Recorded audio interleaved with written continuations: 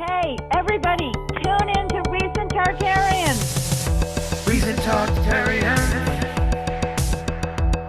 Recent Tartarians.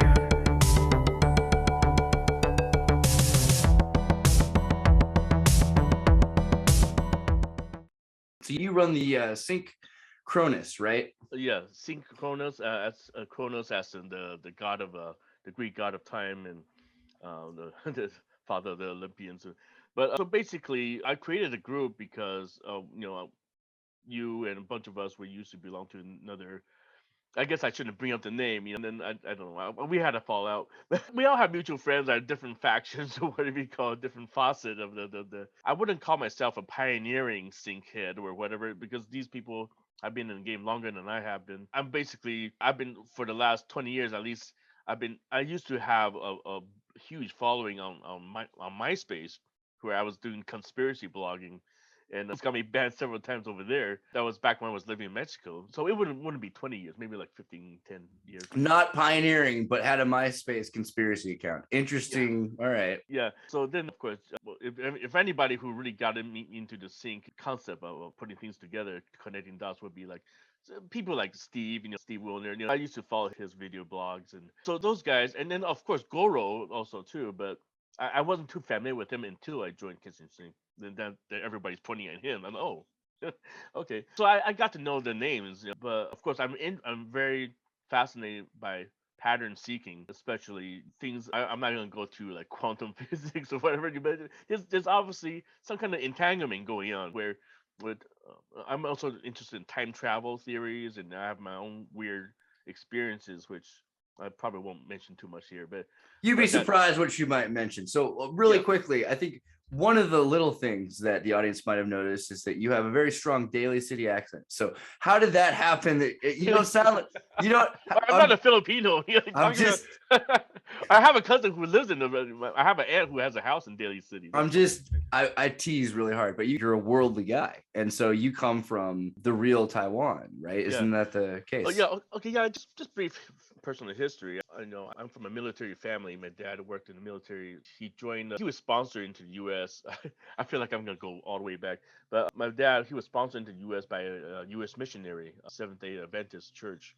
They had missionary in Taiwan and in China, where my grandpa met these people, met these Americans. So there's a lot of secrecy going on that I'm just starting to unfold in my life. So what happened was that my grandpa was supposed to come to the U.S. for the study. He's a pastor. So the American guys were trying to sponsor him. Then they saw my dad, who was a straight A, a genius, 13 years old. And that's when they say, don't let this kid come to Tarzana, California. So so there was a rift, and there was a fallout between my grandpa and my dad because they said, oh, give that opportunity to my kid. So my dad came here. He's damn broke. He had a foster family in Tarzana. So that's when he came here when he was 14. Then later on, he had to do back and forth study, and then Vietnam War broke out, and that's when he joined the U.S. Navy. And that's when everything started to expedite his citizenship. So because of that, he met mom. My mom is another case. She's a kind of a refugee from Vietnam. It's a Chinese and Vietnamese. And so she got into some weird things too, because she was being recruited as a spy. And really, to come to Taiwan. Yeah, the Kuomintang, which is the Taiwanese Nationalist Party, were trying to recruit her. I don't know. There's some strange. But for the Kuomintang side though, so she was okay. Hey, she's a registered member. She's a the good kind of spy. Yeah, because this all happened. Well, my dad went to Taiwan in 1949. That's when the year of the communist military, but it's just a bunch of farmers with forks. It's just like basically the whole human wave strategy. They just push everybody out, push the military. I don't think Americans really understand West Taiwan, which I'm going to keep calling it because if I'm allowed to rebrand things, let's say West Taiwan. But like, how did West Taiwan secede from Taiwan and then try to take over Taiwan? What's up with that? Okay, so Taiwan itself is the island. Mainland China is mainland China. That's yeah. But yeah, no, But they stole the name, honestly, and it's the but- emperor's name. And they don't even. Have you been to a museum in mainland China versus a museum in Taiwan? I Yeah, mean, actually, I did mention that to you on Facebook, where because when I was in Taiwan, I worked and I was there. I was between 2011 2014 because I decided to go to Taiwan after I left Mexico. That's another story. My wife, I met my wife in Mexico, so we decided to move to Taiwan because things were thinning out in Mexico. So when we moved to Taiwan, I worked for some digital animation companies over there, and one of them is called Digimax, which was actually a government sanctioned company because they've been taking a lot of taxpayer money. It's notorious. It's because the owner has a lot of military connection. Because of that, they had a contract with the National Pilots Museum. It's called Gugong. Gugong is it's a short name for that museum. That museum has all of the Chinese treasures because the evacuation told you about 1949 when Chiang Kai-shek, the military leader who fought against the Japanese during World War II, he was evacuating, because everybody in China hated him because he was corrupt and the communists were for the people. So all the poor people started to rise up against him. So this was after Japanese surrender. So Taiwan became Chinese again because the Japanese occupied Taiwan for 100 years since China, the last dynasty, signed unfair treatment, the treaty to give away the island to Japanese rule. So that's actually more intense. So in other words, it's not just that Taiwan is free of PRC. It's that Taiwan is the first free China in 100 years. yeah, and so most of the people who live there, it's a mixture of Chinese and natives. Taiwan does have indigenous people who are more like Malaysian. They call them Malay bloodline. Where they In my Tartarian videos, I found that they had feathers like the American Indians, and there's a huge connection right there. Well, as far as I don't know about that. Maybe you have something there, but definitely they are. Oh, even like the Ainu people in Japan, the Ainu, they have a lot of Indian traits as well. The Ice Age, the migration from the whole Pacific coastline. So that's totally plausible. So what happened was that I'm trying to go back to what I was trying to say. So when Chiang Kai-shek was when he was evacuating, they took all the treasures, majority, because the original Chinese museum was in the Forbidden City, in the palace, the last palace of the Qing dynasty, the Manchurians, right? Who took over China for the last 500 years. And they're not even real Chinese. They're Manchurians, invaders. Like the Mongolians invaded China too. Northeast, right? They're more Yeah. Russian or something. Because a lot of people talk about Tartarian and all that stuff. There's 300 people, different kinds of people in China, right? Yeah, and I don't know, the Manchurians, either the more closely related to Koreans or they're most connected to the Tartars. They call it the Tartars because the Tartars are northern China area, past the Mongolian region, like more closer to Siberia. Well, they But connected the Uyghurs to the Tartars as well. So that would be interesting if PRC was going after them. the Uyghurs are more West. The Uyghurs are more Turkish people, I would say. I think they're more closely related to the Turks because in Chinese, the Uyghur people, their ancestors, we call them enemies. They're the nemesis of the Chinese emperor. They're called the Tujue. In Chinese, in Mandarin, it's called Tujue, which is, if you listen to it, it sounds like Turk. Tujue. They're like Turkic people, And Turkic people is a wide range of people. It's not just people in Turkey, We're talking about. Well, Turkey's also got a port, and Istanbul, Constantinople has always been a worldly city. But if Tujue is the enemy of the PR, why? What is why are they? It's just border problems, border disputes, and there's no territorial dispute and cultural conflicts. China has always been at odds with their neighbors. That's why the Great Wall was built because they had enough of their pesky neighbors. They decided we're gonna build a wall once and for all, block y'all out. But then the wall becomes an area where people become a common, people on either side of the wall start to mingle and hybridize. And then that becomes a culture, and the walls doesn't really work because you have people on both sides that become the same. Yeah. The wall was very secure for the longest time. But of course, there's always trading going on. During peacetime, of course, there's migration. There's even religious exchange. Like the Buddhism came into China like 2,000 years ago from India. The scriptures, the Monkey King, the Goku, those things. It was about the monk who went to India.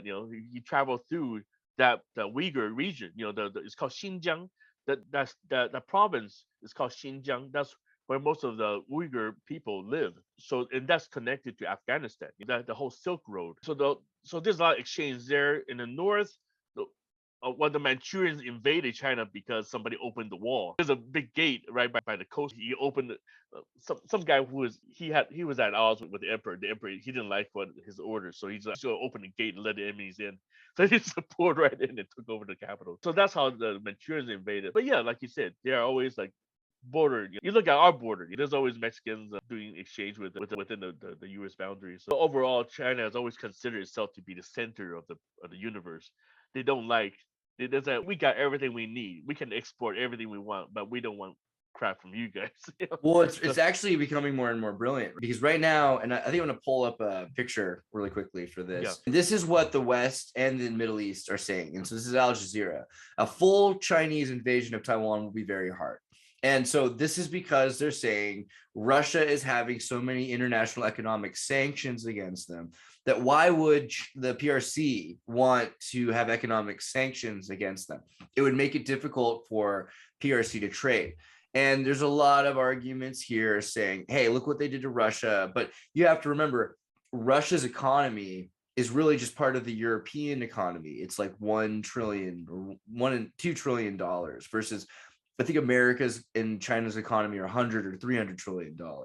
So China in 2008 has already, in my opinion, defeated this argument that Taiwan will be difficult to invade. And there's already been a number of reasons why an amphibious attack in May, March, or probably June. I think June is really, I think we've said, and I don't remember if you saw or you showed me the map, but there was a schedule of the best times for amphibious assaults. And so it just made perfect sense that this year would be, because so many islands have been built by the PRC, so many naval strategies have been put up, that this is the year when we need to defend Taiwan the most, or when Taiwan needs to at least make it recognizable that they're in the most danger from an invasion. Yeah. So I don't know. I was wondering what you thought about that economic sanction stopping China or not. We know everybody's already read about what's going on with Ukraine and Russia and China. Of course, the SCO, the Shanghai Cooperation Organization, Russia and China are the leaders of that organization, which happened right after 2001, 9/11. So if you look at the timeline, see, it started in June in 2001. How funny is that? It started in June of 2001. They knew. I mean, if I might say, it's before 9/11.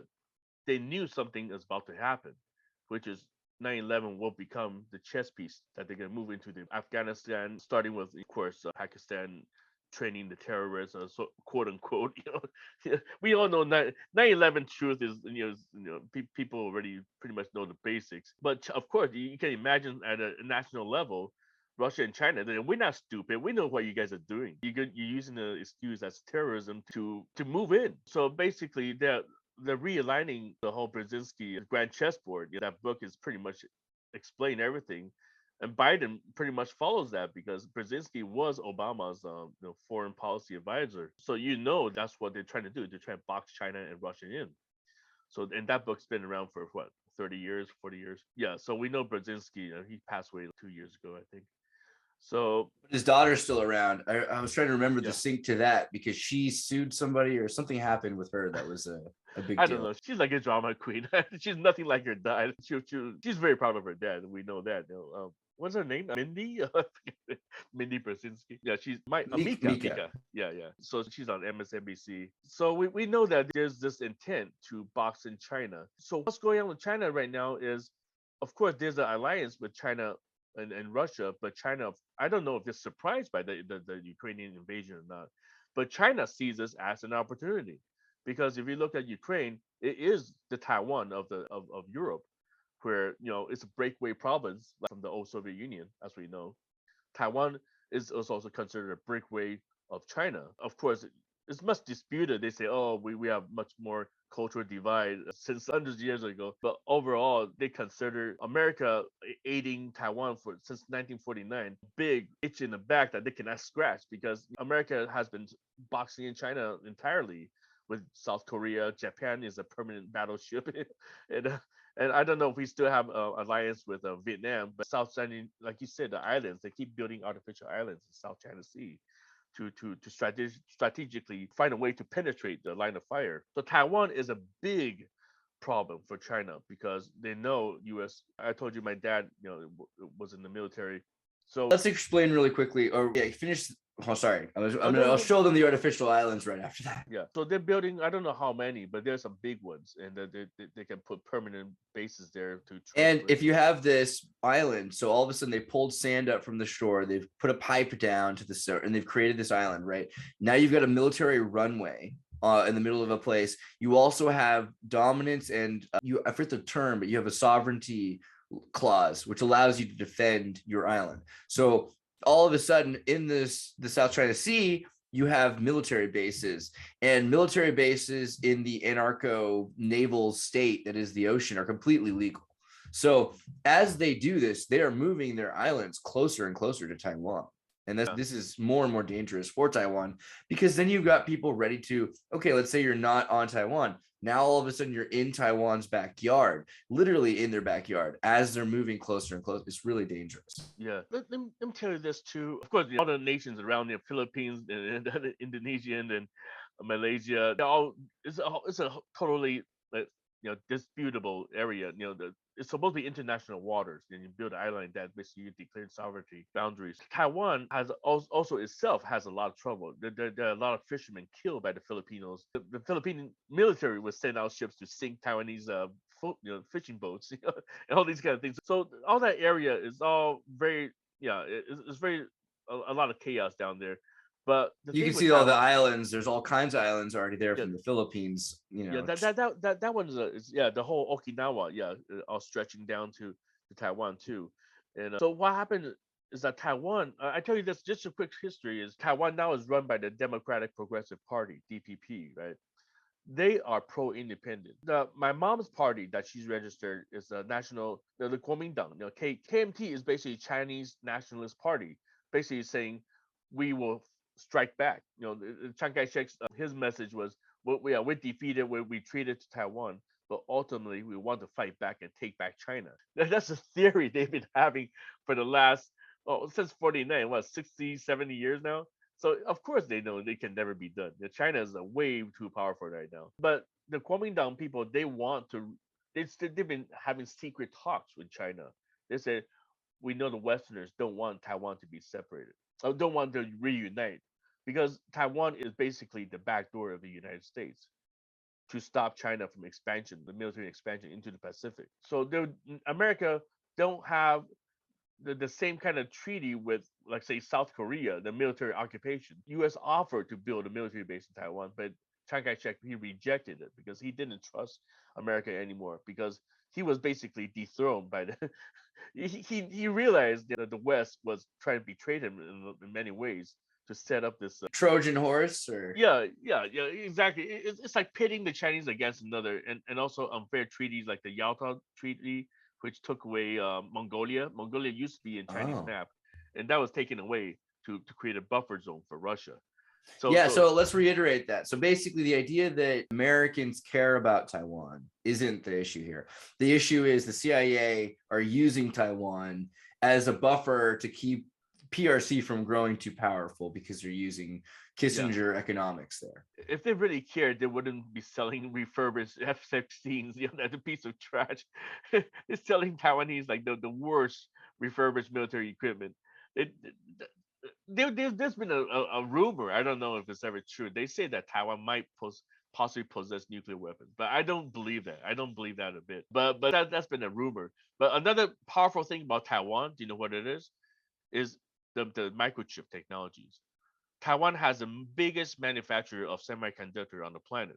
Besides Israel, right? Israel and Taiwan are neck and neck 1 year the next year or something. Yeah, I know that some of my best computers I got from Apple when I was, younger, when the peak computers at that time were made in Taiwan, and I keep them because they're like, and now it's an antique from the 90s, but they're the best computers. And it's amazing the quality of technology that was coming out of Taiwan first. And China is always known for, PRC is known for duplicating, not for innovating. Taiwan was known for innovating, known for music, for movies, for cartoons, for culture. Taiwan was a lot more creative than, when people think of PRC, they think of China, they think of PRC, and they think PRC is not creative. Taiwan was very creative.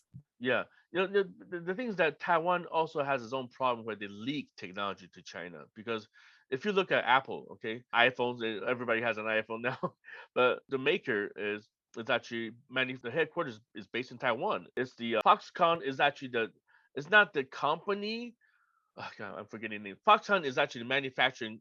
Yeah, the richest guy in Taiwan is Guo Taiming. He is the owner of Foxconn, who opened the sweatshop in China to make the iPhones.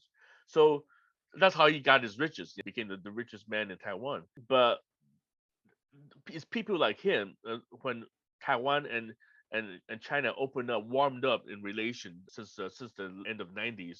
That's when a lot of Taiwanese businessmen moved to China to say, hey, let's set shops and bring the technological know-hows to manufacture. So a lot of technologies were leaked to China. So China's been duplicating and improving as well. So there's a bunch of people in Taiwan that are getting paychecks from the PRC, and they're working for the empire. Do you think that's working against Taiwan? How much is it, and how close is that to destroying the sovereignty of Taiwan and making it part of PRC because they're just folding? I'm not an expert in that. I cannot tell exactly how many of them, but I just know during the time in the late '90s up to the mid the 2000s, that's when a lot of Taiwanese businessmen who I don't know how much of the manufacturer.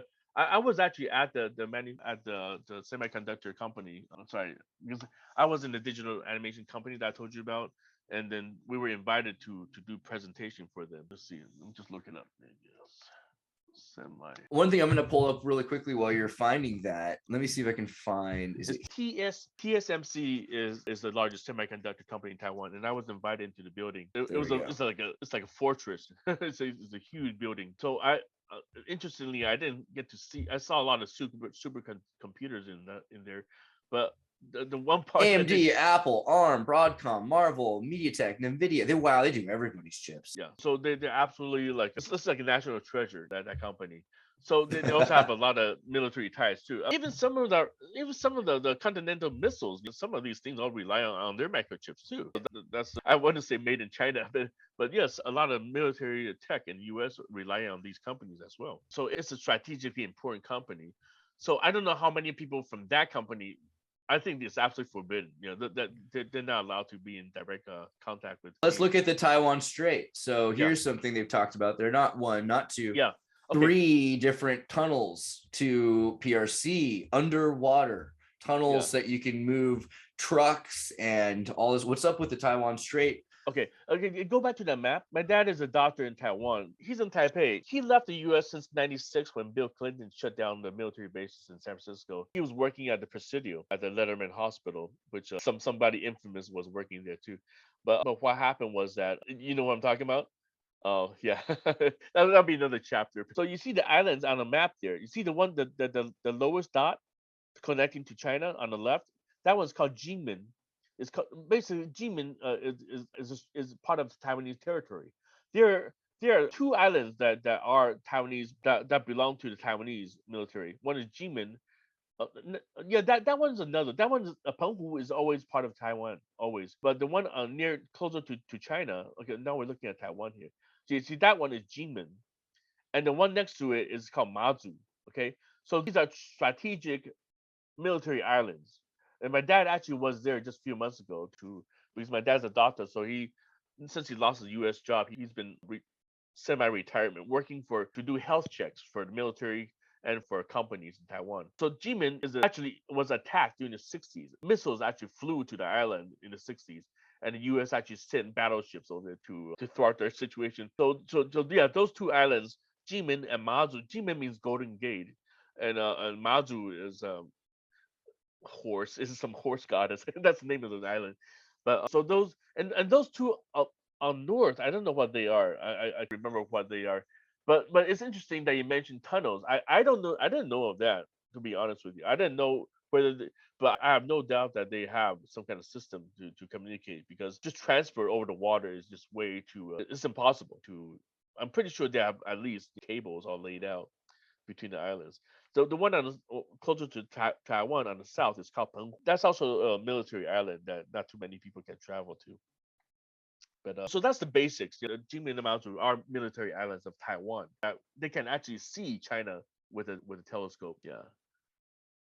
I'm gonna pull up China super soldier stuff. This guy, he's been in the true circles. What's his name? Dietrich. You know Dietrich? Oh, I'm glad you brought up Dietrich. Yeah. Thank God. He's actually pretty interesting. So there's this Taiwan guy. Everyone needs to look at. What's his Dietrich? I forgot his first name already. Okay, if you look at, Look it up. yeah, Dietrich. He's like a vampire looking. yeah. Oh man, I'm sorry. I should have put some names down. I totally forgot. To bring him up too. But he's one of the most interesting Taiwanese because he talks about how in Taiwan, so many of the failed other states keep their fake embassies or these kind of government corporations that represent the fallen Russian government or the fall. Anytime America builds a fake. Okay, I found his name. Douglas Dietrich. Douglas. Yeah. Dietrich. So it's funny. I have a falling out with him because yeah, it's weird. I have, because he talked a lot about mind control, right? I imagine he's a hard guy to be like a friend with all the time. He seems very specific. The reason why I want to talk to him, because not just because of the topic you talk about, but also because of his past tormentor or whatever you call it. I got Michael Aquino, who just died last year in June, I think. Finally, yeah. Michael Aquino and my dad worked in the same hospital, Letterman Hospital in Presidio. I don't know how much is communicated. I tried to ask my dad about him, and he didn't say a word about him. But I know they overlap at least 4 years working in that hospital.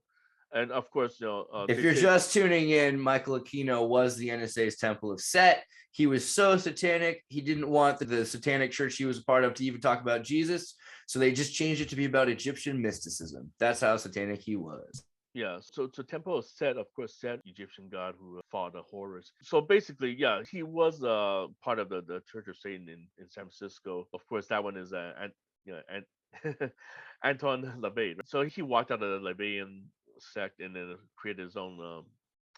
Here's my favorite picture of Michael Aquino, Anton LaVey, and Sammy Davis Jr. Each one of them, this is my favorite picture of all three of them. And yeah, so Michael Aquino, he, besides his left field beliefs, but he was also big in Vietnam. I don't know if my dad met him during Vietnam War, but Michael Aquino was the one who spearheaded psychological warfare. He's the one who came up with the idea of blasting helicopters with basically trying to brainwash the enemies. He had a book called Fear Itself. We have nothing to fear but fear itself. So he wrote the book on fear itself. Yeah, exactly. So he basically knows how to use fear as a tactic to diminish the enemy's fighting capacity. So he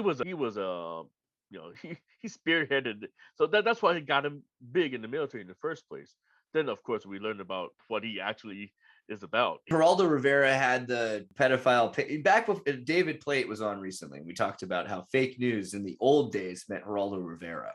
Before anyone knew anything, it was just him in front of a green screen and says, "Here I am in Afghanistan," and the green screen collapses, and he's like, "I'm in a studio, you got me." But at that time, Geraldo Rivera would interview the Satanic Panic was his series, and he would say, that. And he'd be like, "Well, I'm really looking into this." Yeah, and then but they made it look like it was a bunch of nonsense. They made the Satanic Panic seem like Michael Aquino was just falsely accused by all of these parents whose kids ended up with venereal diseases at a military base daycare. Yeah, there are lawsuits and all that. So yeah, back to Douglas Dietrich, and that he said he's one of those victims. And of course, Douglas Dietrich himself is very interesting because he speaks Mandarin. He was raised in Taiwan, in Japan as well. His dad's the American military guy. And Oakland, he's a military brat. Yeah. So his mother is Chinese. I don't know if they met in Taiwan, but so he speaks. He's half Chinese and he speaks fluent Mandarin. And I tried to exchange Mandarin with him, and then somehow his manager got scared. I don't know. His manager basically blocked me from making any contact with him because there's so many overlap. There's so many things. I said, "Hey, my dad worked at Letterman," and I think that doesn't know. And I have a feeling that he's being handled for sure. Yeah, This it is real has to be. fishy. You got to think about. So let me pull up something really quickly. Snep. This has been on my mind a lot recently. Is Buckley, Snep, and Cordmeyer. So Cordmeyer, Snep, Buckley. Let's see. There's a good. So Jeff Buckley. Wow, Freudian slip. William Buckley, who was the Anderson Cooper of the Skull and Bones Republican Catholics, had a. Let me see. Let me just. Bill Buckley had a show where he would interview people about being American, but he had been in the CIA and he wrote books about Black Eye, the Spy. So if you know anything about the Black Eye Club, you'll know that's important. So he interviewed his friend Cord Meyer and Snep. Let me see if I can find just Cord Meyer, Snep, Vietnam, something like that. So this guy, Snep. Snep. There we go. Frank Snep. Okay. Frank Snep was a CIA, whatever he had to do in Saigon. He was an intelligent. He won the Intelligence Medal of Merit. He was a journalist, former chief analysis strategy for the CIA. Okay. So he wrote a book about how the Vietnam War didn't get handled properly, in his opinion, especially because of the international politics surrounding Kissinger. And when we started to acknowledge PRC as a legitimate governance of the area and all the people we abandoned, right? Like, for instance, the Hmong Chinese and all these little contingency operations that we didn't call wars, which led to, if you ever saw Return of the Jedi with the Ewoks, that's literally about, I mean, they literally recorded Hmong women and scrambled the words to make the Ewok sounds. So it's clear. Really? I didn't know that. Yeah. They have them old ladies telling stories in Hmong, and then they cut that up to make the sounds for the Ewok. So if you start to find out, so racist. Star Wars is really racist on one level, but you have to also recognize that Earth was a very racist place a while ago. And now, if you think about it, 100, 200 years ago, you'd look at China and say, oh, it's another world. It's the new world, the old world. But today, everything's so much more connected. The only metaphor for that is aliens and space and things like that. So there is that idea that they're trying to remind people what it was like to be so foreign to each other. Anyway, Snep wasn't supposed to do that. He wasn't supposed to write a book about the problems with Vietnam.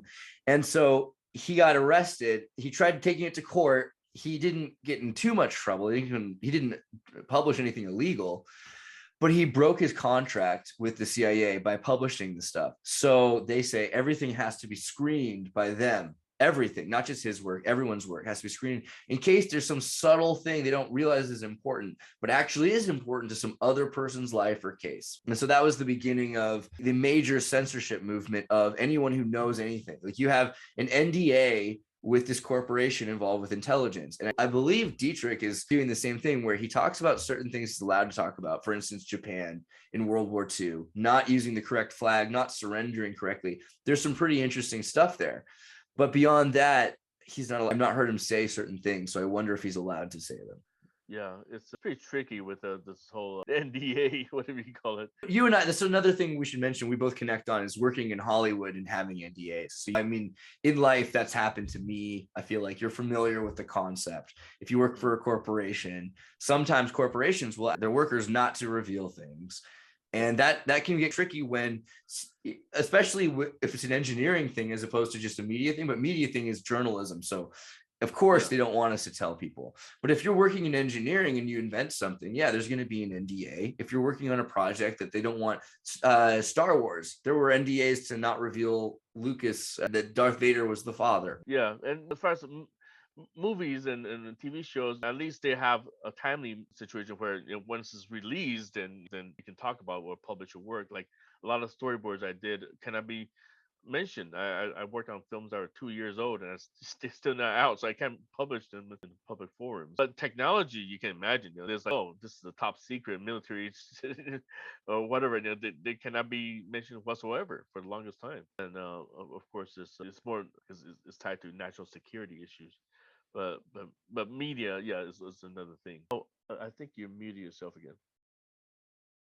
Sorry, I was say let's pull up Synchronis real quick and we'll look at this. So this is a private group run by Ed that's all about synchronicity. And it's just kind of an interesting place to find. You'd be surprised. Some of the stuff is, let's see.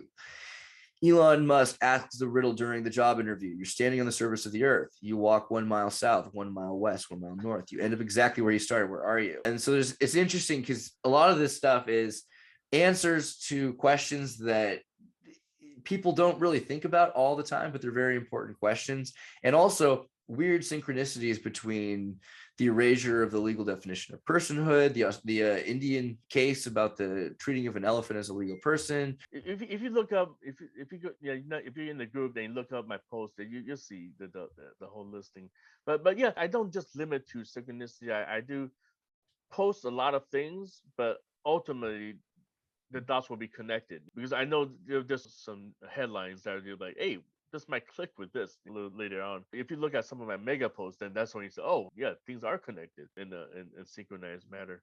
But yeah, I cover all kind of stuff. It can be media, it can be movie quotes, it can be like Elon Musk tweets, or it can be just major headlines, in the mass media, and we're not trying to decipher, what is real, what is not, but we just know, there is a setup, or what is let out to the public. They definitely have an intent to either deceive or to let us read between the lines. And also, some of these, when you connect the dots together, as I always believe, when I was part of a kitchen sink, and I post a lot there too. And I was trying to say, hey, it's not just about media synchronicities and 9/11 synchronicity cut into movies, but also like how things can be prophetic if you connect the dots, and seeing there is a plan. So what do you think about that? So that's the thing. So synchronicities in general, you're right. There are 3 or 4 schools of thought on this, and we're friends with all of them in one way or another, even if we're arguing with our friends. Some of them think this stuff is fully manufactured. You've got PR stunts and every single thing. It's all this manufactured factorial conspiracy. Other people think it's completely organic, by accident. Isn't it just amazing that this and that have these coinciding coincidences, right? It's just, how could it possibly, but it's just magic and it happens.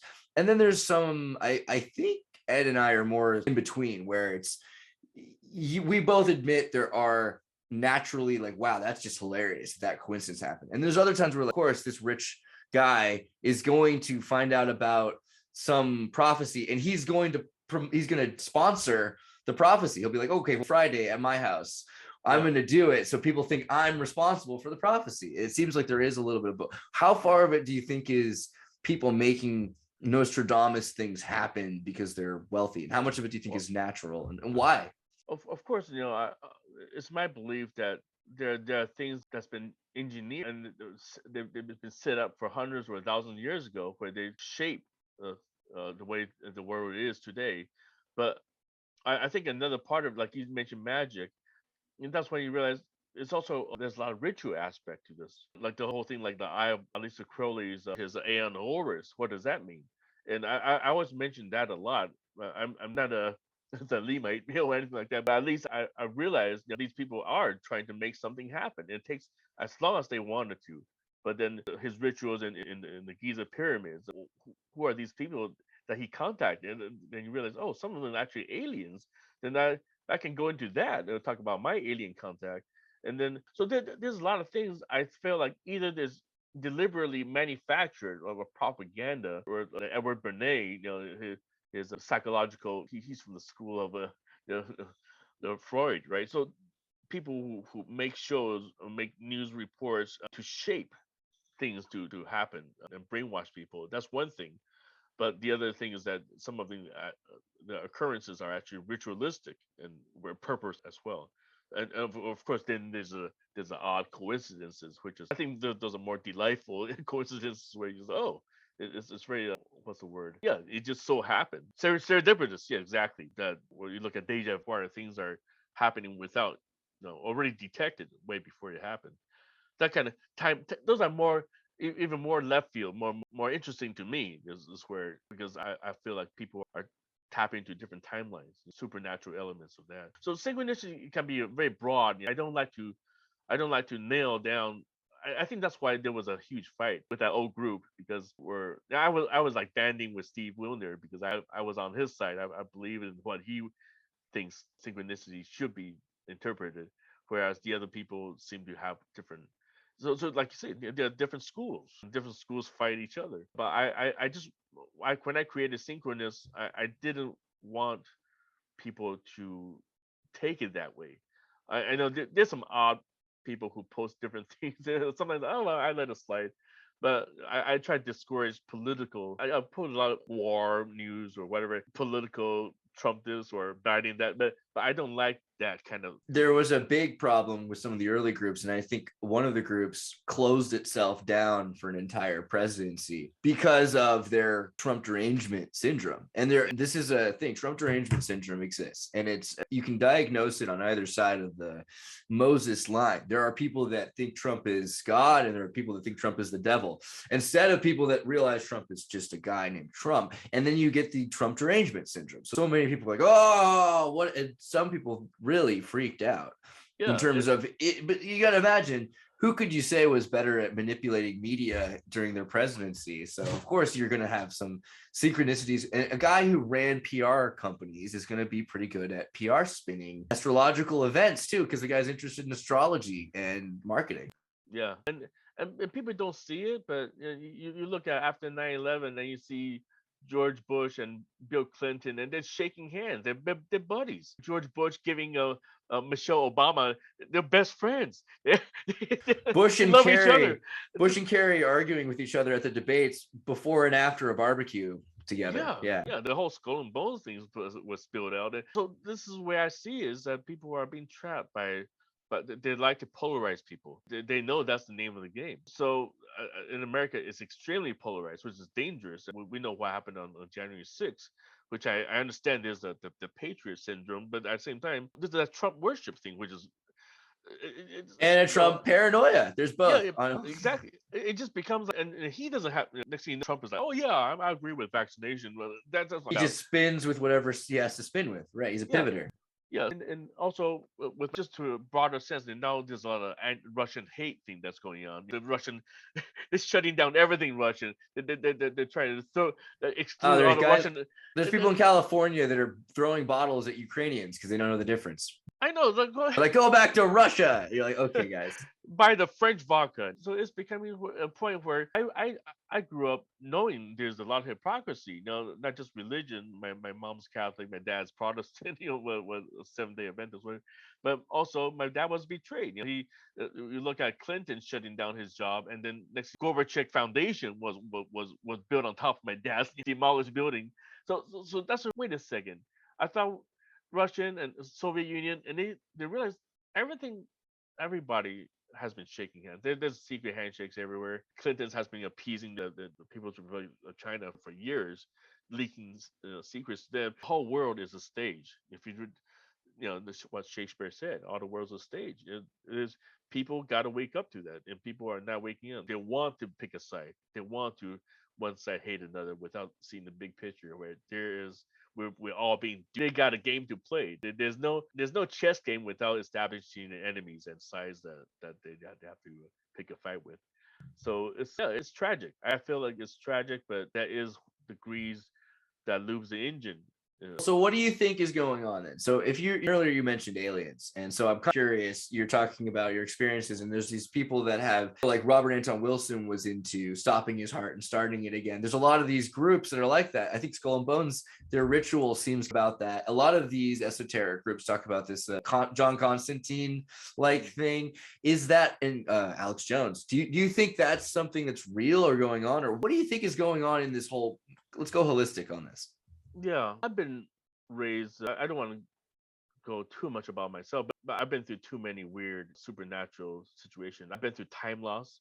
I've been through abductions when I was on a date. The Men in Black situation, like the Chris knows, or Red Fern would talk about. Dan Aykroyd has huge missing moments in his brain. He's like, I saw these guys in black suits, and all of a sudden I don't remember the next few hours. Yeah, that's a fascinating story. I was just talking to my wife about it. Was Dan Aykroyd? He was on the phone with Britney Spears. Stuff right there. Yeah, absolutely. There are these people who are manhandling her situation. Her now the whole conservatorship is falling apart. It's the most amazing thing though, because like Britney Spears' freedom is the biggest metric we have of freedom right now. To see, and then she just got rid of her Instagram because she's like, I'm so free, I don't even have to show you how free I am anymore. That actually is the proof of her freedom. But Let's find out what happens with that, because now she's allowed to do what she wants. What is she doing with her time? Yeah. Lying on the beach.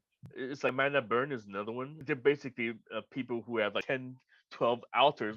Lindsay Lohan, for the love of God, what happened? Yeah. Right? Oh my God. I can't believe she's getting married. She's probably gonna kill her husband soon. But Remember what's her name? Mila Jovovich in the Handler situation with the Fifth Element French guy. There's a lot with the Handler. Bill on his character. Brian Warner, Marilyn Manson is constantly being accused of being a handler, and now all these things are coming out about him.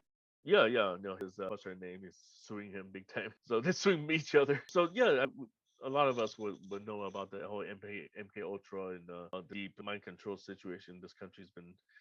I don't know how much it's been permeated, but I don't know if I'm being brainwashed. I'm from a military family. Just back to my story, I even felt like I might have some kind of a Montauk connection. Yeah. Oh, you're fixing some audio? Okay. Yeah, all right. So while you're fixing the laptop, yeah, so I know there's definitely a lot of what they call it. I've been through abductions that I have memory wipeouts, and of course, the latest is when I went to Brazil, and yeah, I have my stranger encounters down there where I encountered these beings that I really don't know what their origins are, but I after some research, I felt there might be some serious in the description of their physical appearance. So there's a lot of things that happened to me. Okay, I don't know if you were listening, but yeah. So I was just talking about all those high strangeness, like the Men in Black. The movie is what is it called? The one with Matt Damon, where he was running for president, and then he got abducted by the Men in Black. What's it called? With Emily Blunt. I forgot the name of it. But that movie really. Hold on, let me see. I want to say one of the Bourne movies. Is that right? Yeah, yeah. Well, Bourne Identity, Bourne Supremacy, Bourne whatever. Yeah, the Adjustment Bureau. Yeah, Adjustment Bureau. Oh, right, the Adjustment Bureau. Yeah. Yeah. So the Adjustment Bureau is like lighthearted, the satire, but that was movie basically about Men in Black. People who. I'll just tell the story real quick, but I was on a date with this Vietnamese girl, just sporadically, just random. We bumped into each other at the club. Went on a dinner date. We're supposed to go see a movie, and we were watching our time. We have about an hour to go to theater.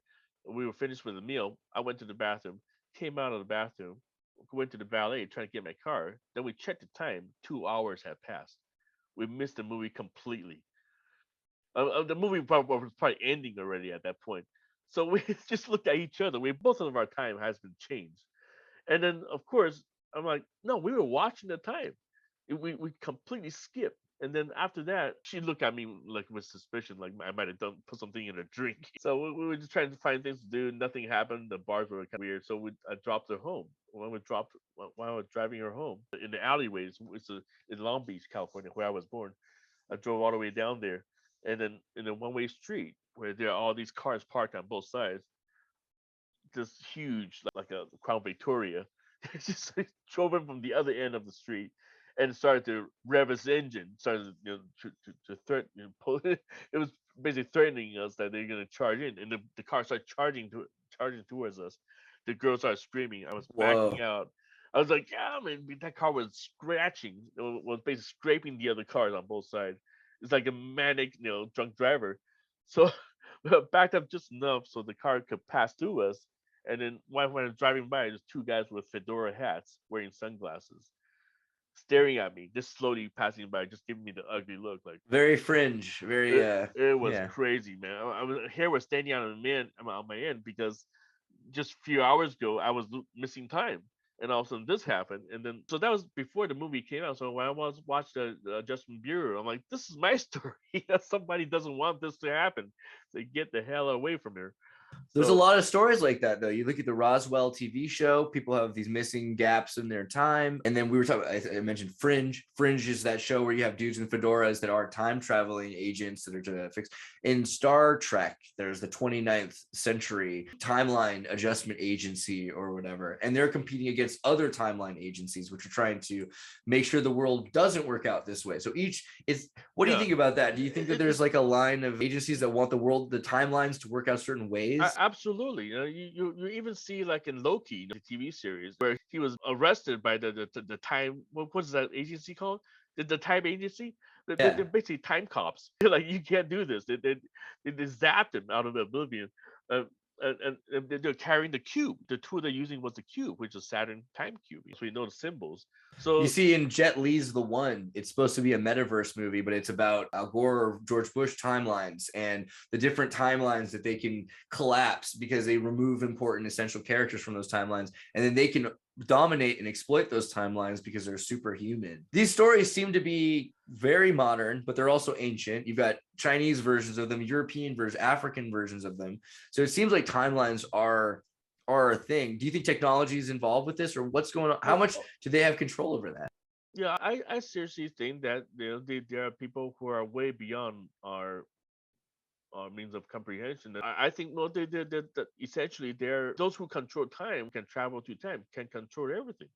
There's no doubt about that, and I have no doubt that they're not a modern nuisance. I'm sure they, like you said, they've been around for since the beginning. If you read some chapters of that book, William Bramley, The Gods of Eden, that book also mentioned like pandemic, using all kinds of weird methods to ring in the Homogenize, diversify, reset, all of these things come up over and over. Do you think that they're human, or the human super, or are they work, are some of our fraternal secret societies and humans, are they working with super non-humans, or what's going yeah. on? Yeah, I have no doubt about that. Who they thought were gods or who they thought were demons. These people were the watchers, the archons, you can label them whatever you want. The Nephilims, the fallen angels, the whole bunch of different labels. That's the thing they do. They like to label them. They all say they're talking to these people. It's up to us if we believe they are, I guess. Yeah, yeah. So, of course, if you want to believe it, it becomes institutionalized, becomes a religion, And but you can see a lot of these patterns from, say, Abrahamic religions. They all seem to have that concept that there is a interference, the gods of Abraham, and who are they? Some people say it's Saturn. Some people say it's Satan. Some people say It's popular right now. yeah, elves. Yeah, the machine elves. I don't know, but yeah, actually somebody was discussing in the group about tokens. The Lord of the Rings is basically like a metaphor of all these races and gods who are controlling different races of human beings, which I also subscribe to in a way, because if you look at the occult history of Asia, occult history of Europe or Middle East, they all have a different interestingly different. That seemed like they, yeah. There's a different kind of god, different kind of supreme being that's in control of a certain faction. I don't think it's a unified god per se. People want. I came from a family of religious nut jobs. My dad, yeah, but yeah, just from that, you just can tell that people from different sides of the world will want trying to brainwash another side of the world in the last few hundred years. But it's a big topic. I don't want to just pigeonhole it, but just knowing that people want to subject their own. I don't know how to describe it. Predispositions upon what they're. So do you believe in good and evil? I absolutely believe that there is something. If any word, a simple word that can describe it is karma. What's that word? What's that phrase that Jesus was saying that don't do to others what you wouldn't do to yourself. So basically, yeah, there's a karmic energy in this planet. I absolutely believe it. I have so many instant karma that happened to me. Just like you did something bad, you get sneaky and you try to take advantage of people, or they hurt their feelings, and within a few hours something hit you. And it's like energy. It doesn't get away out of this. So this it's a very karmic planet we're living in. So I believe because of that will set people right. Say, hey, don't do this if you don't wish this to happen to you. Then this is what is right, because some people don't absolutely would not accept this behavior. So there's the right and wrong in that aspect, where you wouldn't want this to happen to you. Just by saying that, that's a pretty simple concept. So speaking of which, and what do you think are, and let's try to do a year in the next year, over the summer to the next year, what do you think is going to happen to Taiwan? Do you think Taiwan is safe right now, or what do you? Just get back to that, is I have a feeling that I don't know. I think if you look at my post in the group, I don't want people in the group to think that I'm a doomsday nut, because I post a lot of these kind of headlines, but I think they want to engineer something really bad, or what the Bible would say, the rumors of war. Who knows? I don't. The Cold War itself is a scam. If you really look at Cold War, it's just about weapons sales and look at Gorbachev making secret handshake with it. I think that everybody is in the know. I have a feeling that they're trying to throw away some, try to overthrow regimes. I think Putin is probably going to be eliminated. I don't know. I have a thing that, because like for the last 10 years, people were thinking, oh yeah, his country is rich. There's oil, energy, everybody's happy in this country. All of a sudden, flip of the coin, he's a Hitler, aggressor.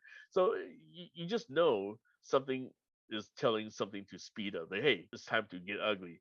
And China is being dragged into it. Taiwan's being dragged into it. NATO absolutely seems to be trigger happy right now. I don't want to say. Speaking of radiation, just before you started the show, there was a radiation alert in the city of Burbank where I live. That's why I'm sweating a little bit, because my wife closed all the windows. There was a radiation alert in Burbank. From my school, from my kid's school. This is the first time since Max Parson, I feel like. What the heck's going on?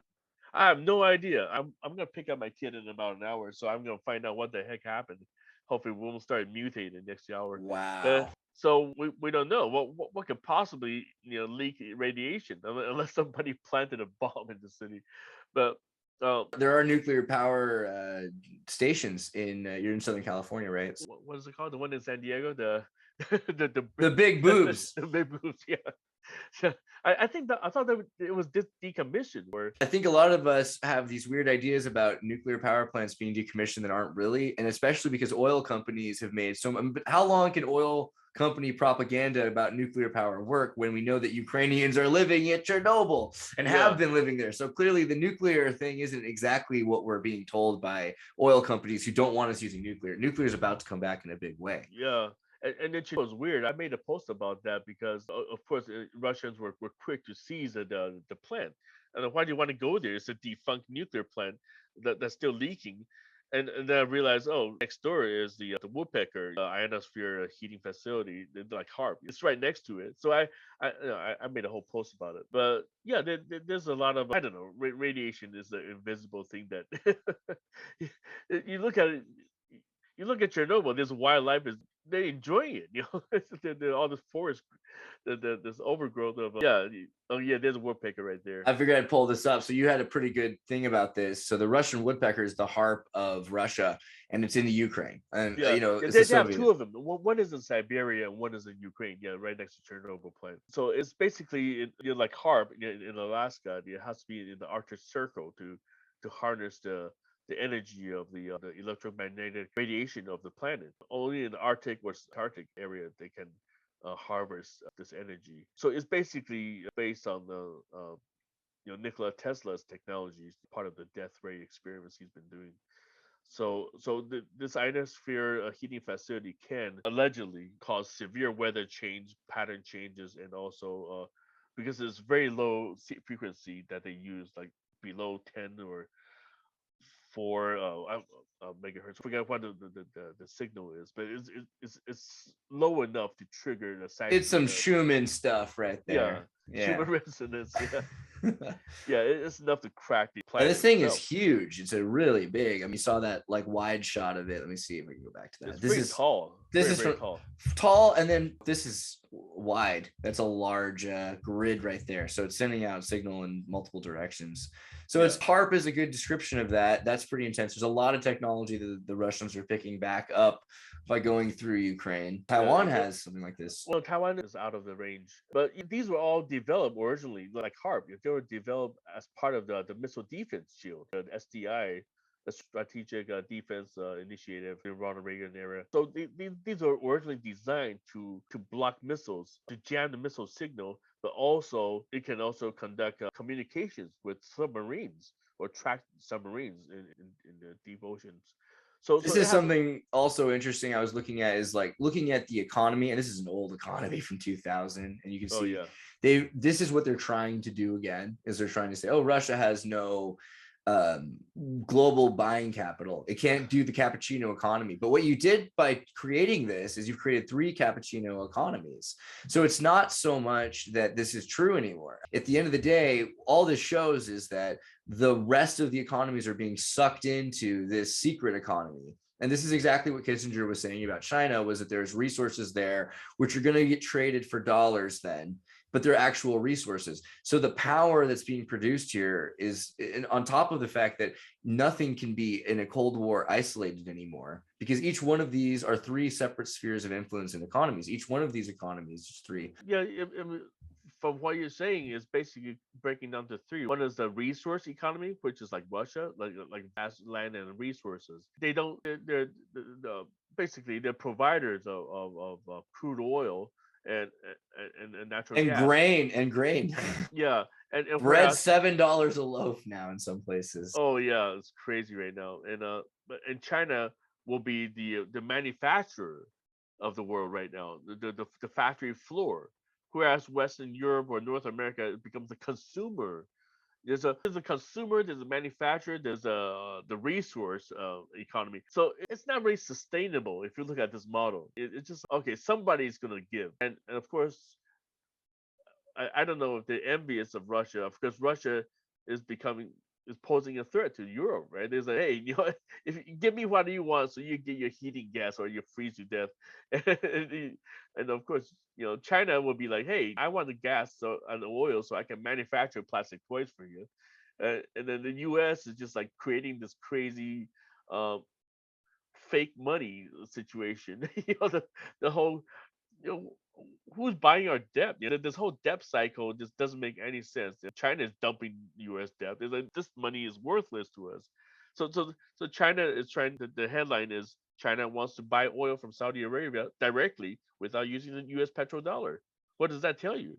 U.S. is going to drop a bomb on China if they do that. It tells you, though, is like when everyone's looking at these maps, say, oh, there's hundreds of trillions of dollars here. It doesn't mean what it used to mean, but it does mean something. It means that these are the spheres of influence of exploitation, because these are the Ponzi schemes capitals. So the Ponzi scheme at the capital has the most Ponzi. They can make up as much Ponzi as they want. But then as you spread outwards, it becomes worth less and less until they realize that they don't even need the intermediary. They actually need the dang oil. Yeah. They want to cut the middleman crap, and it just happens that the middleman is the one who's printing the money, and it's like Mexico drug cartels. Wait, they're not manufacturing; they're basically ripping off the Colombian and the Bolivian cartels, and just to get to us. But the sphere of influence is just like, what is going on? I don't know. Yeah, it's basically falling apart because somebody is being jealous and say, hey, I want your piece of the cake, because or I just want to cut you out of this whole thing altogether. And of course, what, you're going to do that? Well, let's start a war. So when we talk about the Great Reset, the World Economic Forum itself is a scam, but you can see where it's coming from. They see that there is something's waning, something's got to give, and they blame it on the consumer, the wasteful eaters. They try to. I don't know. It's a huge debate, or a huge kind of worm just to spill right there. It doesn't sound so. Those are all criticisms of the idea that China won't invade because of economic sanctions. That means to me that China doesn't. If China doesn't need that petrodollar, then China can invade Taiwan. No, or what do you think that means? That the whole headline of China wants to have direct talks with Saudi Arabia to get rid of the petrodollar is pretty much saying China is feeling that U.S. is going to be distracted. And this is, honestly, I think China wouldn't see an opportunity like this if they want to absorb Taiwan. I think that China might even be able to get Taiwan without firing a shot. It all depends on how persuasive. Why without firing a shot, and how persuasive? How does that work? How would that go down? The way I see it is, it all depends on who is forcing somebody to do nothing. Like, I have a feeling that Biden administration is very hesitant. This guy he's a decrepit. He's losing his mind. He can't even remember his own name. I now understand why the 15-year-old queens were so popular amongst the parliament that ran the show. That's old men that are senile, and 15-year-old queens, same idea. Basically, they can't do anything. They just stand there while the rest of them run the show for them. Yeah. Yeah. So yeah, they want to have this kind of facade, but I just have a feeling that China is ready to call the bluff to say, hey, you don't got this. You what are you gonna do? I don't know. Nuclear weapons itself, my in my opinion, is all baloney. I think there are weapons and satellite weapons that can shoot down any missile they want. That's what I seem to understand. I don't know. I might be wrong. I think the nuclear threat is all bluff right now. It's a physical. I got more missiles than you. Where mine is more powerful than yours, and can it's hypersonic missiles now, whatever. So I have a feeling that nobody is dared to touch that. But I think Taiwan and China. I don't know. I'm just trying to see where because I never feel like America really treated Taiwan very fairly. Yeah, it's been I've never seen a more unfair relationship. It's like Barbara Streisand in Funny Girl, What Happened to Taiwan. Are you kidding me? You have this abusive boyfriend. And all of a sudden, so Taiwan's at the UN. The next night the next morning they come back and someone else is in their chair. And they're like, what happened? Like, you're no longer a permanent board member because we don't think you're a country. What is that? But then America, they're like, America, weren't we friends? And no, we weren't friends. You're not a state. You were a economic trading partner. Like, how is that for your mistress? I feel like that was the rudest thing America could do to Taiwan. yeah. I think it's just used up. I'm just frankly I'm surprised that the Asians are not waking up to what's going on. What if Taiwan went with Russia? Do you think Russia would help Taiwan defend themselves against? Taiwan is actually sending aid to Ukrainians right now. I don't know what kind of aid. I don't think That's a good way to get invaded. I don't think that's a very wise choice. My bad. Yeah. Yeah. The funny thing is Chiang Kai-shek, the leader who evacuated Taiwan, his son was married to a Russian. Yeah. So it was like a strange diplomacy thing because Chiang Kai-shek's son, Jiang Jingguo, who when I went to Taiwan when I was a kid, I was born in the U.S. and moved to Taiwan in 1980. It was ruled by the son of Chiang Kai-shek, Jiang Jingguo. He's like a fat Chinese guy. but he was studying in Russia. But during World War II, he because Chiang Kai-shek doesn't want his son to be, thrown into the to fight the Japanese. Put it in your safe place. You go study with the Soviets. So that's where he met his wife. He met his wife in Moscow, I think. So he brought her back. So they have these children who are mixed race. But everybody's shaking hands, like you said. Yeah. It's a very strange kind of dynamic. The whole communism rise in China itself is a mystery to me because it just there's definitely a lot of influence. I even go. We all have Masonic friends or whatnot, but we know that the Masons were doing a lot of chess pieces moving around. China, the revolution of China was funded by gun runners. Absolutely. You talk about missionaries. You think about John Birch, who was born in China and was part of the John Birch Society is notorious. Yeah, I totally forgot about him. He was. Yeah.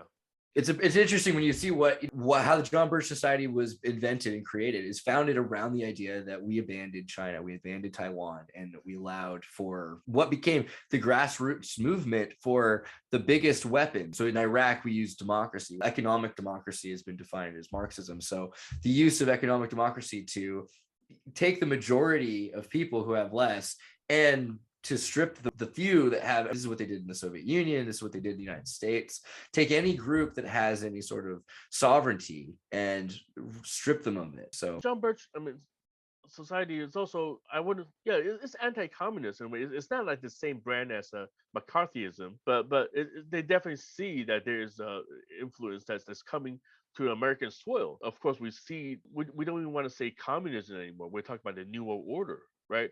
They were talking about the Soviet Union a lot. Because the left-leaning government is more friendly to that kind of thinking, whereas conservatorship is about preserving the sovereignty, whereas the left-leaning politics is about accepting a global government, which communism is pretty much for. So you look at John Birch, Larry McDonald, he was the John Birch Society president. You seen that video of his debate with Tom Braden and Pat, the TV? Pat Buchanan and Tom Braden. Just go to YouTube and watch that debate of Larry So that debate pretty much he's saying that there is a new world order that's about to take over America, where the leftist government is taking over. And exactly what the true a lot of people say the Birchers are actually It's another kind of control opposition, whatever. But this guy is for real on live TV. He's saying there's a real threat, and there's all the CFR, there's the trilateral. They're all trying to organize this new brand of takeover of I've America been where very sovereignty don't impressed. matter.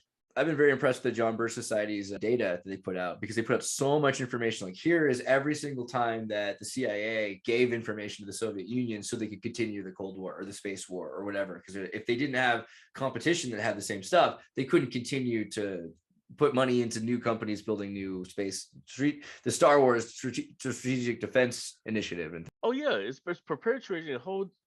It's a globalist industry, the weapons and the defense. And what I'm trying to say is that the Larry McDonough, he ended up getting shot down. He was on the Korean airline, 007, mind you. That's a flight number 007. It, it was supposed to head towards Korea, but it went off the flight path and it went into Soviet territory. And it was shot down by Soviet missiles. And it was only like a few months after that speech that he made on TV. And Tom Braden was a CIA operative. He was part of the Mockingbird. So there's a lot of funny thing going on. So that's the one thing about John Birch Society that I think he's the last true one. They say, hey, something smells like shit here. People are. then there's Lily Tang Williams. Actually, I think the last she's Lily Tang. Sounds familiar. I'm not too familiar with her. I'll share. So she's a lady from PRC. She grew up in Chengdu, in the capital of Sichuan, and she ends up in New Hampshire. And she defected. She got away when she was like 18 or 19. She had the craziest story about these Chinese Olympic kids that were the street hustle is crazy in PRC. And she ended up in America, and gosh, look how cool that shirt and that awesome bag were in 1989 China or 88 China to America. But now she's the most libertarian American, so stoked on America. And this happens, I think, to Chinese or anybody who's lived in another country and says, hey, I was working really hard and I wasn't allowed to reap the rewards of my labor. So now I'm here and I'm working hard. I'm really stoked because they actually pay me for the work I do. It's not always that cut and dry, but at the same time, she's done so much for the Liberty Forum, and she's at Pork Fest and things. I recommend people check out Lily Tang because she's a major voice against the PRC and bringing back Taiwan's, right, or as I like to call PRC, West Taiwan. Yeah. Just go back to the topic with Taiwan. I was raised there. I lived there between 1980 to 88. And during those years, there were some defectors, people who flew Chinese jet to land in Taiwanese landing strips. Hey, get me out of the communists. So there's been a lot of these propaganda things going on, and I grew up with basically air raid drills like happens almost every day. Every noontime or whatnot, there'll be they're blaring the air raid signal. You can hear the whole city wide. And pamphlets everywhere. They're anti-communist. Watch out for communist spies. And I look around and I'll be in a bus. I look around. Who's the Chinese spy here? We all look like Chinese. What are you That's like about? it's like the 50s though. You had it's a horror. Americans had Russians, and we thought that they were spies on our buses. Yeah. It's the same thing here. During the 50s. Yeah, exactly. McCarthyism and I want to see that show. I haven't seen it yet. The Americans. I think it's the American. You gotta check out the 50s version of that. The original version is called I Led 3 Lives, and it's about a guy who led 3 lives. One of the lives was as a normal American. The other life was as a communist secret agent. And the other life was that he was a spy from the FBI looking for communist agents who had to pretend to be a communist agent and a normal guy. So he led 3 lives. It's an amazing, and it's amazing because it's all, this is based on real newspaper evidence of the Detroit Communist Party. Every single story. Like it's like not just a double agent, It's triple. And that's the thing, because in the 50s we got used to the idea of there being a lot of triple and quadruple agents. Yeah. It's crazy. It reminds me of the time my mom was recruited, because they would try to recruit her. She was young and beautiful. There's a little French ancestry in my family, so she's got an exotic look that they say, hey, she'll be perfect for this. So they would try to send her into the Chinese territory, but she was trying to leave Vietnam, to study in Taiwan. That's what she did. She went to Taiwan to study vocals, music, before Vietnam War broke out. So I honestly don't know whether she took up the offer or not, because she ended up making a lot of military connections in Taiwan. She was best friend with a 4-star general in Taiwan up until the point where the widow was our best friend, and she died. We were inside these homes, very expensive home, and affluent military families in the huge gardens. That's why you see the corruption. Oh, these people are tied with the Kuomintang, the KMT. They're a very powerful bunch with a lot of money to throw around. So that's why I saw my mom's side of the story. So sometimes my mom's having dementia right now. Sometimes I have a feeling that because she'll blurt out some crazy stuff right now. She'll be saying something about the Red Pope, the Taiwanese Red Pope. I'm like, why you keep? She's Catholic, so she keep talking about the Red Pope, and she's people with dementia will start making wild statements. But sometimes I feel like she's like some kind of MK breakdown. I feel Yeah, like my mom's a Manchurian mom as well. I you think totally so? hear you. Yeah, for Yeah, sure. And she was in the Peace Corps. I could keep going, but I think once you get that, and then yeah, she goes to DC every once in a while. But basically, the Peace Corps people will have there are songs that they sing now around the world that my mom wrote to help kids learn about dental hygiene. So she's a real do-gooder. She meant real well, but the people she's surrounding in the State Department and everything, she's an accidental Manchurian mom. That's how I think that happens to a lot of our moms who meant to do well. We're trying to be part of the thing to help. But that happens to so many guys that were good kids in the 50s and 60s that wanted to be spies. Also, it's not a gender thing. It's a yeah, state versus a person thing. yeah. It's I can say the same thing about the missionaries that my dad was involved in. I mean, Missionaries are definitely oh yeah, that you look at it, the Jesuits for that matter. They've been in China since the 13th century, or no, that's too early. Maybe the Ming Dynasty. That's when they start showing up at the it's door. better to use dynasties and to measure than actual years with the Jesuits. They like to mess with the calendar. Yeah, that's it. That's how it used to be like that. And now that oh no, you go into Gregorian now, then go with this calendar. But yeah, in China or in Japan, that's when they started executing the Christians because they start realizing the Jesuits are spies.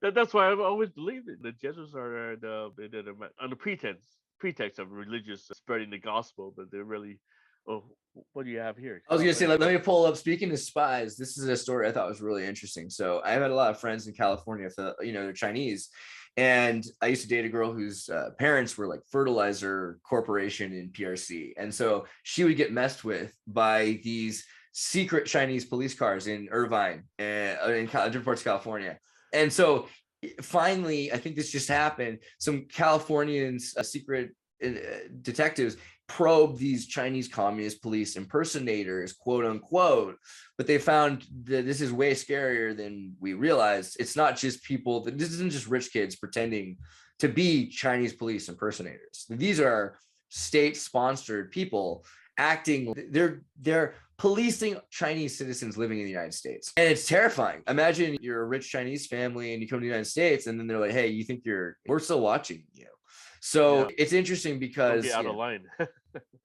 we think there is a bigger case here, said Olivia. On this arrested September 10th. So September 11th was the interesting day for these people. But yeah, so they have these PAP markings on their BMWs. And yeah, the FBI in Washington state issued a public notice warning that people posing as Chinese police were attempting to fleece Chinese students and residents. So this is not just in California.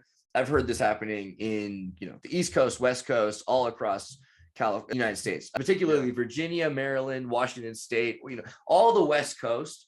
Because all the rich Chinese kids I knew, the girl, she lived right by the airport. She's like, this is the closest it is to my parents. Like, I get on the plane, and when I wake up, I'm in China. It's a 12-hour flight. It's no big deal.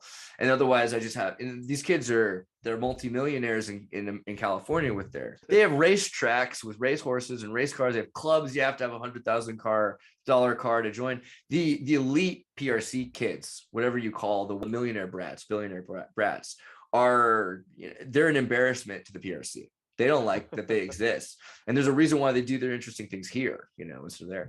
Yeah, and they don't necessarily carry the same belief anymore. They want to be Americans, and of course, they're like, "Hey, we're gonna police you." That's what's going on. That's very interesting. That's the funny thing. I don't hang out with them. I mean, I have Taiwanese friends and all that, but whenever I drive to like San Bernardino or the San Gabriel Valley, even though I speak Mandarin, I go order food there, and the people just got the weirdest vibe. They got some weird secrecy going on that impenetrable. I don't feel like I belong there. Yeah, it's different. Taiwan and China are completely different, it seems like. Oh yeah, absolutely. And so, yeah, even though I was in Taipei American school before I left Taiwan in 1988, and I definitely saw like these super rich. Like, these are kids so rich that they can buy their passport. You know, yeah.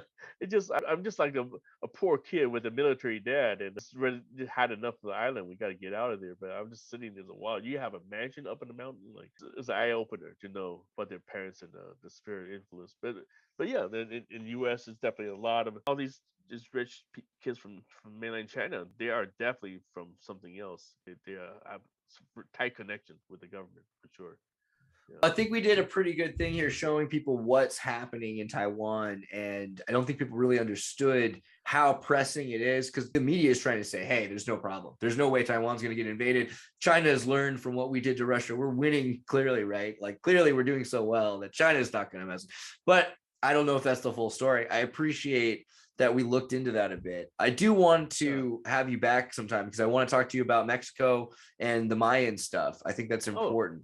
Sure, yeah, I live there. Yeah, I can share a lot of things. You know, yeah, as far as Taiwan, I don't know if I said enough about what you're trying to ask, but I think there's a lot of huff and puff going on where people are bluffing, and I think ultimately they don't really want to have a third world war. I don't think there's going to be nuclear exchange, but I have a feeling that the powers want to encroach into, they want to push away NATO. China wants to push in the Pacific. So it's been there for a long time, but nobody really wants to. Putin is getting just a lot of hot water right now.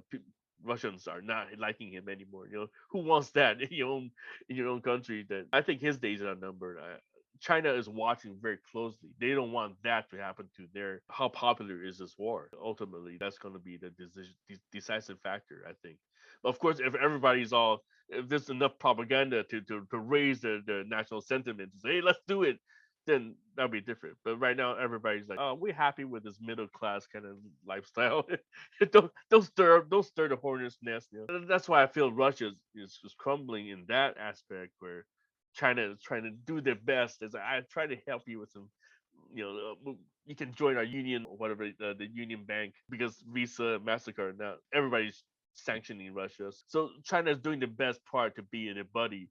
But China is, can I touch Taiwan? Maybe. A lot of PR, a lot of public opinion. If China wants to sustain their power of influence. So in just general world perspective, what are your predictions for the next year? Do you have any? Yeah, we are definitely seeing, even with COVID-19. I've been just yelling that they're doing something here. The whole vaccination verification system.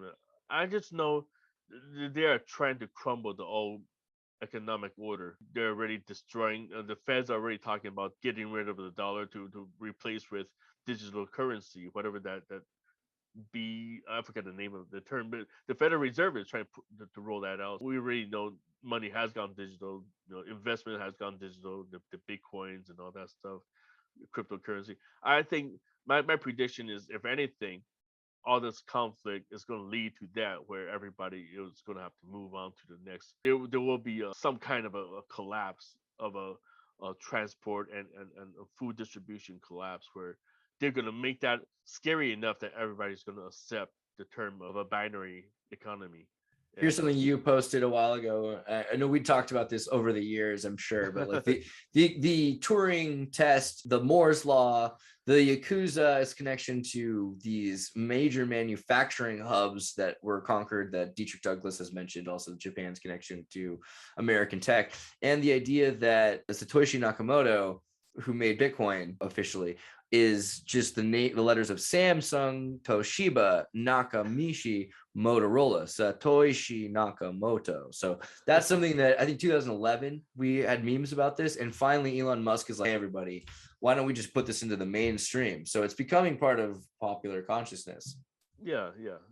I was laughing at that because it could be a stretch, but then again, who knows? Maybe it's all corporation behind it. It's not some maverick. If you think about the die pressing of semiconductors and how Moore's law works, then Bitcoin's main driving force is Moore's law, is corporations making better and better chips. So the only way, it ties in cleanly. Yeah, and this will all tie in with transhumanism and the whole singularity, incorporating humans with microchipping, and then you can go to the Bible, the prophecy of the mark of the beast stuff. It's all scaremongering, but at the same time, it is happening. We already saw a lot of examples of everything is all predicted in a timely manner. 2007, it was on NBC. They said that everybody's going to get microchipped. It's going to be a microchip, a wireless economy, RFID. And then they said 10 years. In 10 years' time, so that was Brian Williams saying that. And next year, 2017, everybody's bank card is. Remember 2017? That's when they start taking away your old cards. They tear that up, and we give you a new card with a RFID transmittable, wireless touch chips or whatever. I think David Plate said this MP ultrasound on the last video where we were saying 5 years ago, if you said, and we did, that everyone was going to be verification passported for whether or not they had, and then someone said that's ridiculous. But now you tell them the same thing now, and they say, of course, I know, duh. What did you expect? Like they just completely think it's absurd up until it's been explained to them. And then they just applause with the applause button when, George Bush is on Ellen DeGeneres, whatever they're told. That's where you have to record everything right now. Like you're doing this show right now to say, hey, we told you 10 years ago, you laughed at me.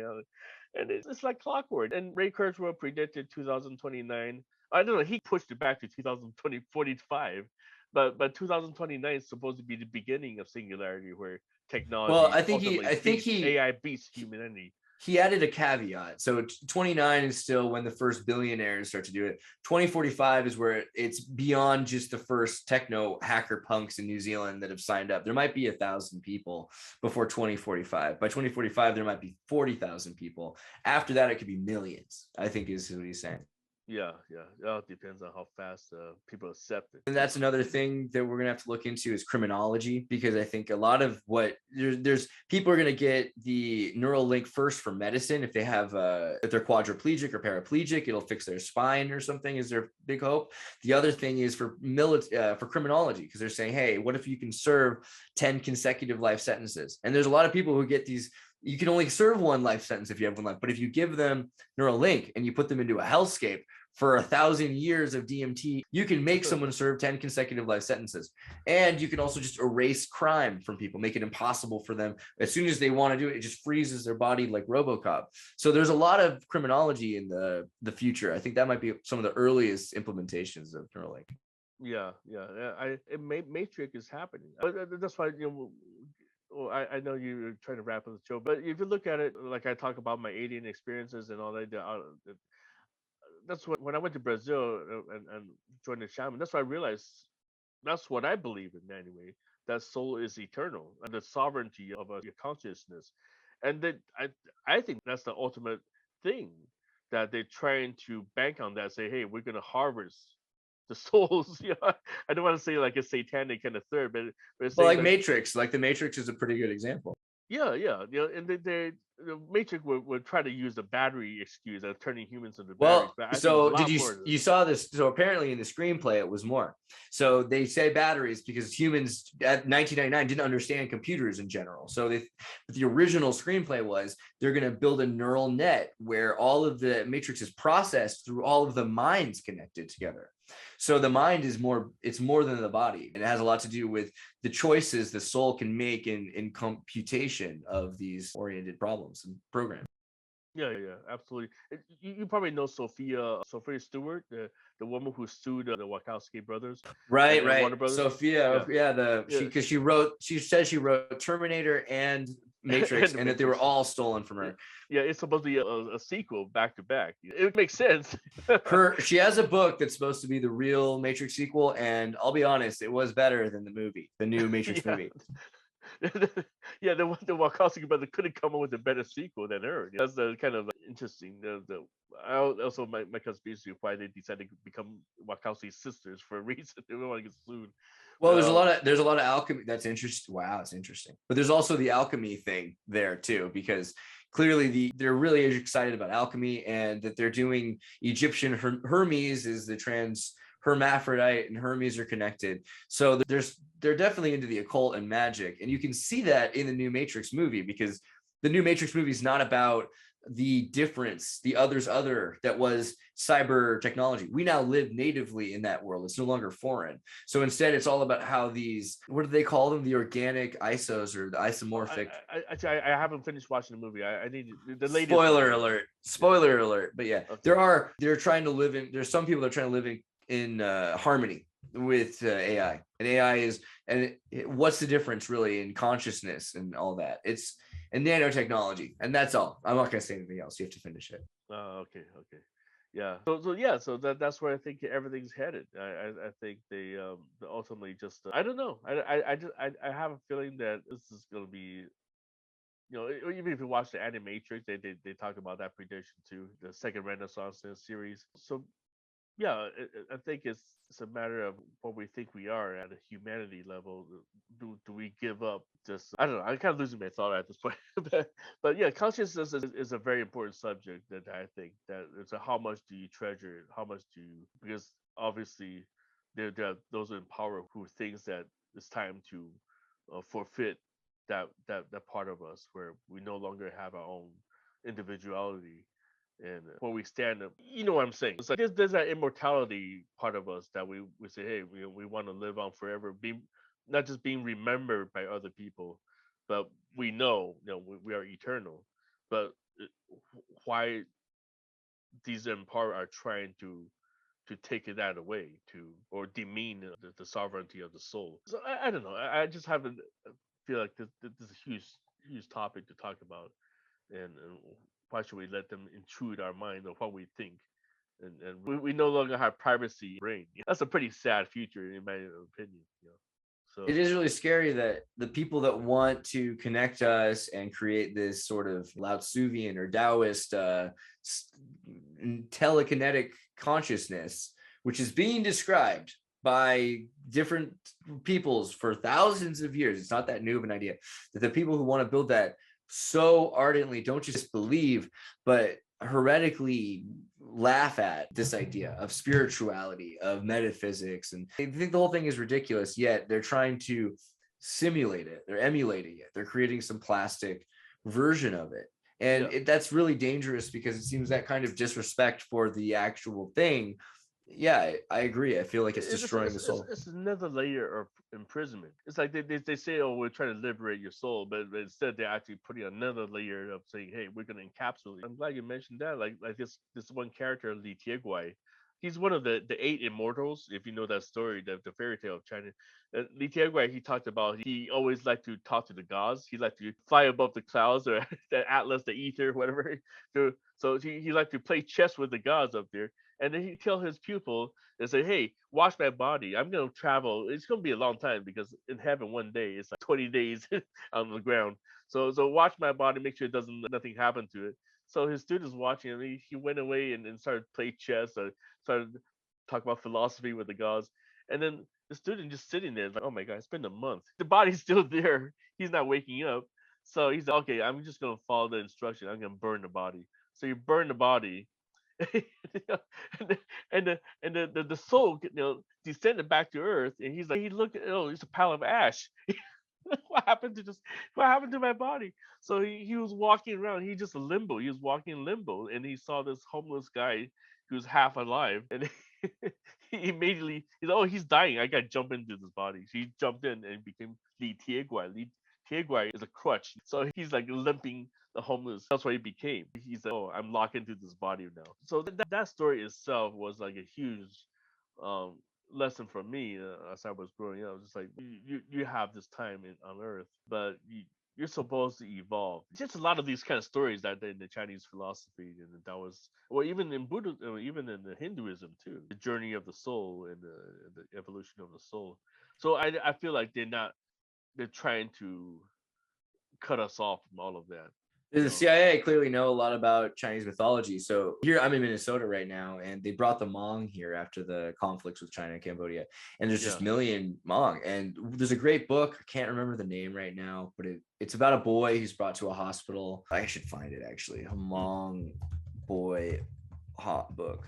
It's not Pale Horse. The spirit catches you and you fall down. So let me pull up, I'll just pull up a picture of it so people can find it. It's a really interesting book. So this story, The Spirit Catches You on the Way Down, is about a Hmong child, her American doctors, and the collusion of two cultures. And so, for instance, she gets sick because she's not outside, and it's really weird to not be outside. And also, if you're sad, there's no word for depression. So they have the idea that your soul catches a cold. So this kid who's depressed, and also when they're brought, this is in Merced, by the way, they're not even allowed to have farmland. They're put in apartment buildings. So you take farmers, and then they're renting until they lose their rental. So then they have to get jobs, and they're forced to assimilate. By the way, the CIA promised them they weren't going to be forced to assimilate to the communist government. That's why they worked with the CIA. So these farmers who wanted to keep farming and not be put into communist labor camps are now put into Merced. I don't know. That sounds almost worse. But anyway, this child's put into a hospital with white wearing clothes. Now, white is the color of death. She's put in room number 4. 4 is representative of death. In Chinese, yes.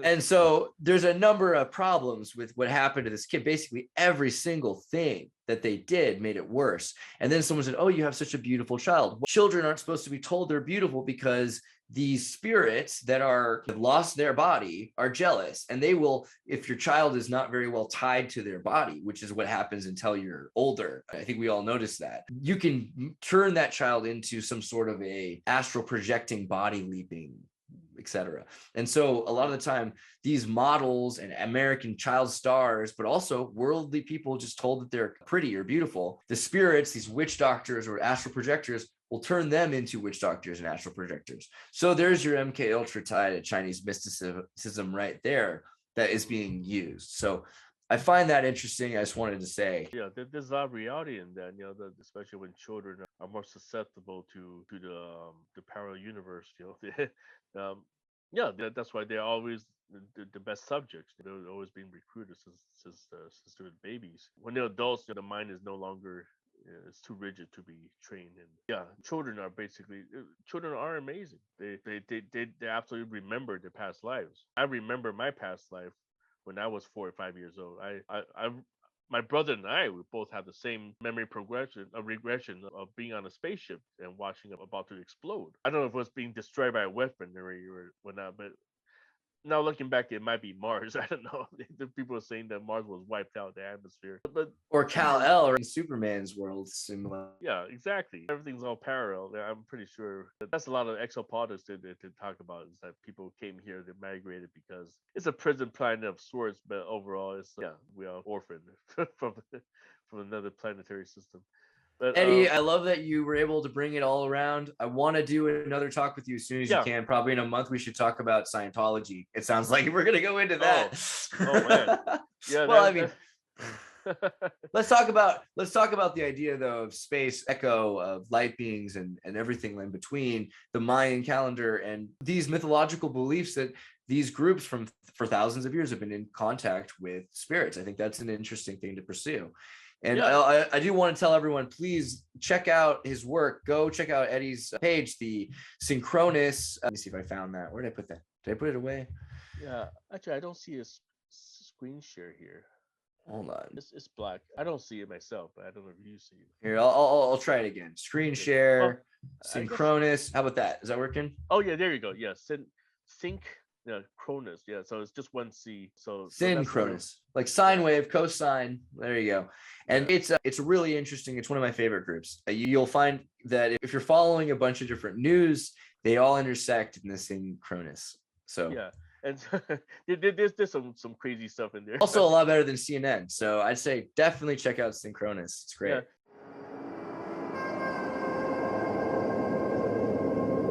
Hey, everybody, tune in to Recent Tartarians. Recent Tartarians.